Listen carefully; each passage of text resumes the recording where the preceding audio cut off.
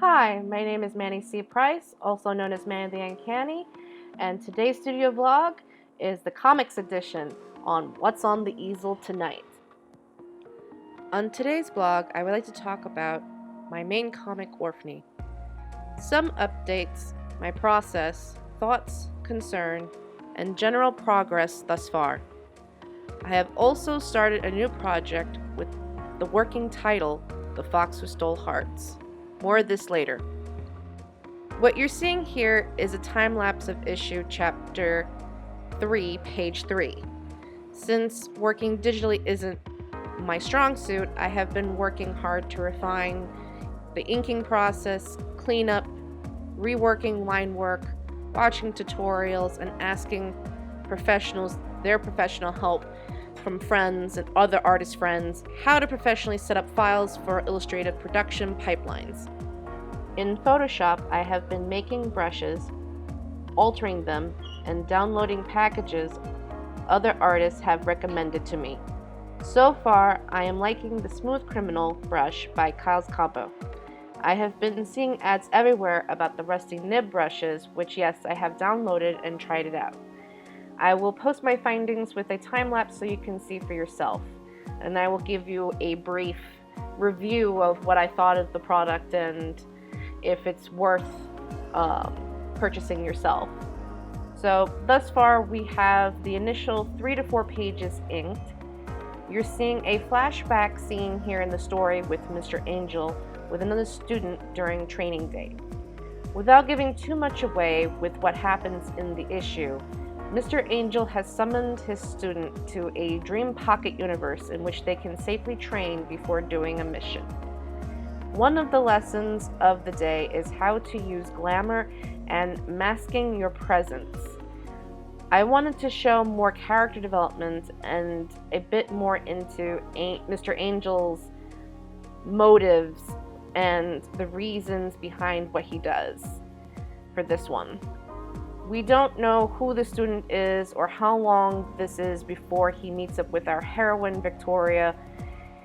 We are also introduced to the idea that the dream universe is inhabited by older beings than deities and things that come in between spaces and other dimensions as he shows off the ruins here in this pocket universe. Looking at this page, my growing concern is the line quality. Being able to skillfully render, showing the values of shadows in the architecture and figures' clothing. I am trying hard not wanting to redo the first 2 issues since I've learned so much, and I feel what I have here and in the Fox project are far superior. I have heard this is always the case, especially with webcomics. If you look at, for example, Scott Kurtz's PvP Online webcomic, what he did back in 1998, his drawing style and characters are vastly different from what they look like within just 2 years apart.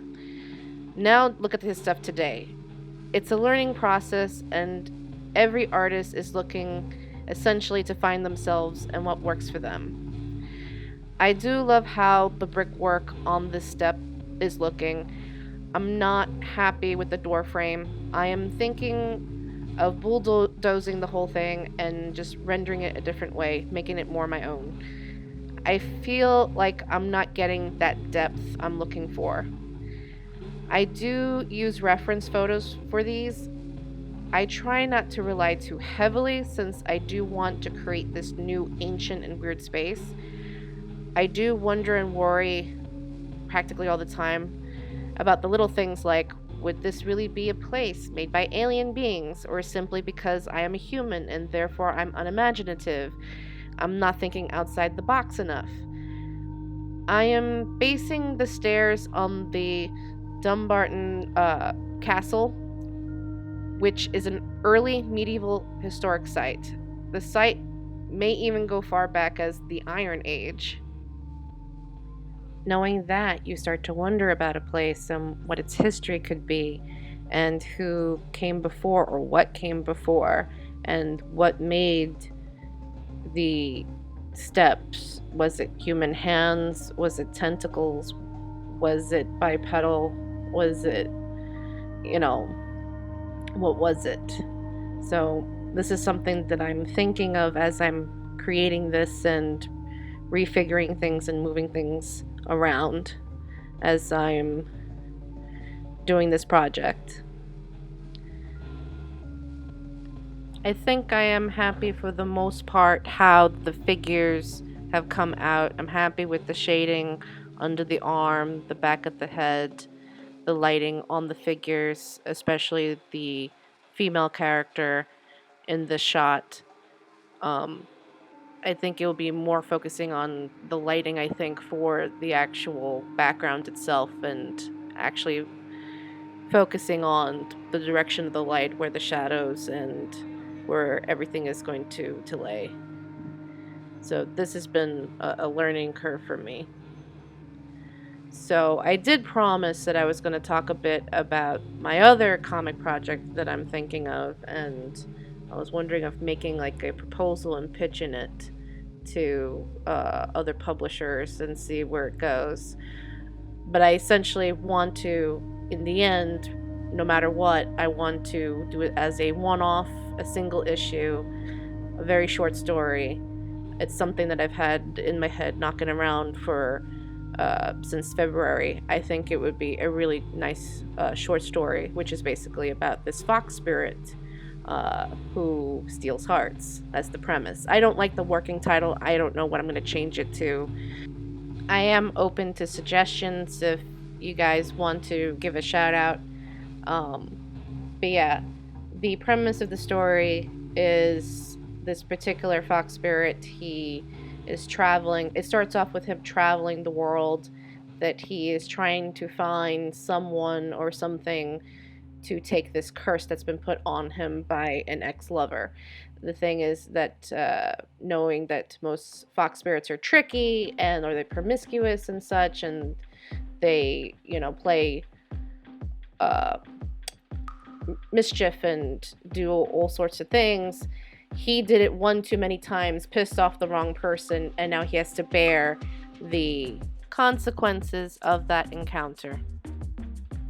So right now I have it that he has come upon the Egyptian god of the moon, Lord Khonsu, begging for his intercession and to help him remove this curse. And so he thus tells the story of how he got in this position and the events that led up to him being cursed, and eventually the resolution, which will be at the end, whether or not this particular deity is able to or chooses not to. So this is the things that I'm thinking of for this particular story and how to best execute it. I like the idea of it being another fantasy horror. I don't know, I like the idea of dark fantasy, and it gives it some credence to at least some believability for at least for this type of world that I'm doing, or the world building for that story.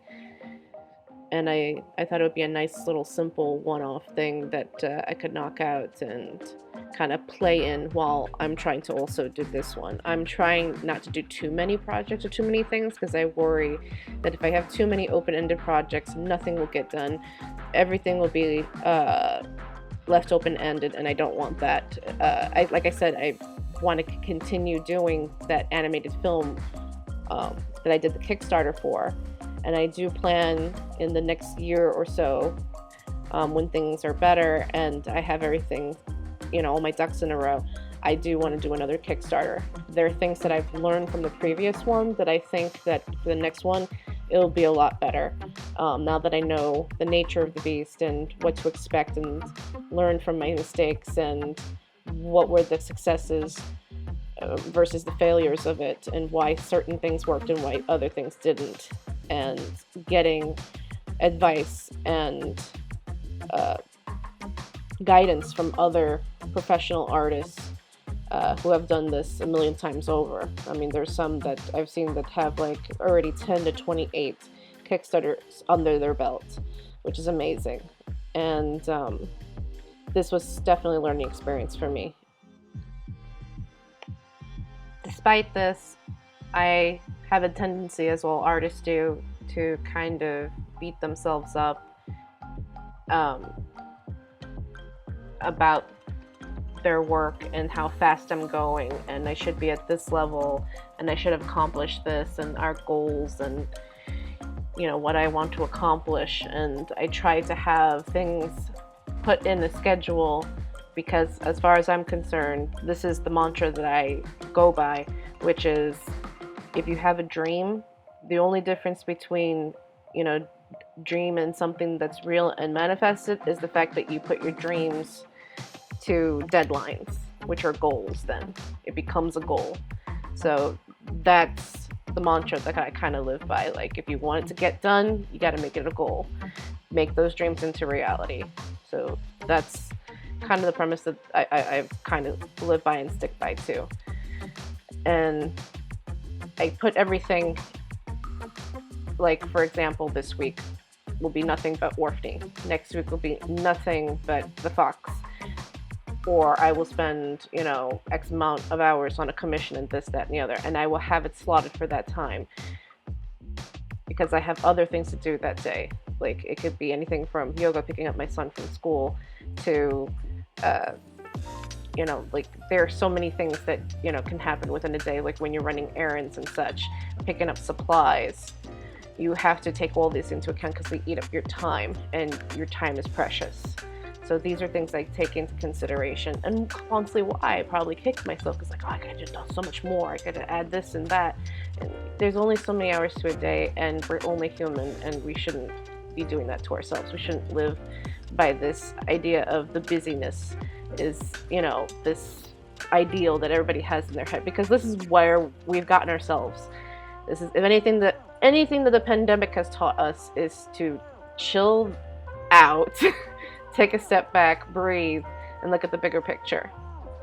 And I think gratitude is the biggest thing too, as well, this year, is just sitting down and being grateful. I want to wish everyone at this time a happy holidays, Merry Christmas, and a Happy New Year, and just general well wishes and prosperity for the new year, and good health. If you love what you see here, then subscribe. And remember to hit the like and smash the bell notification button. And if you want to become a patron of the arts and support a local artist, go to patreon.com/mantheuncanny.